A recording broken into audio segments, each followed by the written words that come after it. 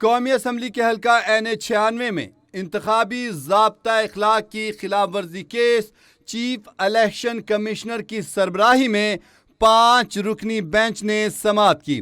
तलाल चौधरी और कामयाब उम्मीदवार बिलाल बदर पेश नहीं हुए।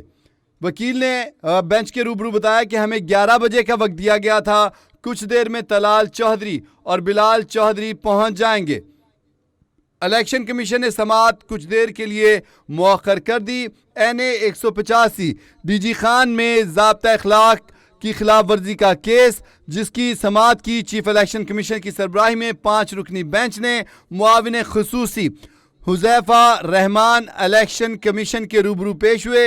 हुज़ैफा रहमान ने तहरीरी मुआफ़ीनामा जमा करा दिया। इलेक्शन कमीशन ने फैसला महफूज कर लिया है। हल्का NA96 में जब ज़िमनी इंतखाब हुआ तो तलाल चौधरी ने ज़ाब्ता इखलाक की खिलाफ वर्जी की थी, जिस पर उनको जुर्माना भी किया गया और उनको तलब किया गया था इलेक्शन कमीशन की तरफ से, जिसके साथ साथ जो वहाँ से उम्मीदवार थे बिलाल चौधरी जो कि तलाल चौधरी के भाई हैं, इन दोनों को तलब किया गया था इलेक्शन कमीशन के रूबरू। आज की तारीख थी समाअत की, लेकिन अभी तक जो आखिरी इतलात आई हैं उस वक्त तक ना तो तलाल चौधरी पहुंचे और ना ही बिलाल चौधरी पहुंचे। अलबत्ता ये समाअत आज हुई है। चीफ इलेक्शन कमीशन की सरबराही में 5 रुकनी बेंच ने केस की समाअत की है और तलाल चौधरी और जो कामयाब उम्मीदवार हैं बिलाल बदर चौधरी, इनके वकील ने इलेक्शन कमीशन के रूबरू बताया कि कुछ देर में पहुंच जाएंगे, जिसके बाद इलेक्शन कमीशन ने कौमी असम्बली के हल्का NA96 में इंतखाबी ज़ाब्ता इखलाक की खिलाफ वर्जी केस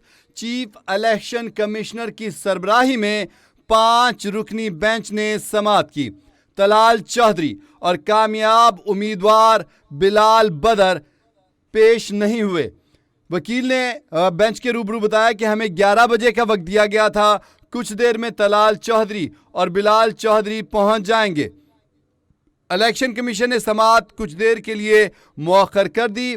NA185 डीजी खान में ज़ाब्ता इखलाक की खिलाफ वर्जी का केस, जिसकी समाअत की चीफ इलेक्शन कमीशन की सरबराही में 5 रुकनी बेंच ने मुआविन खुसूसी हुज़ैफा रहमान इलेक्शन कमीशन के रूबरू पेश हुए।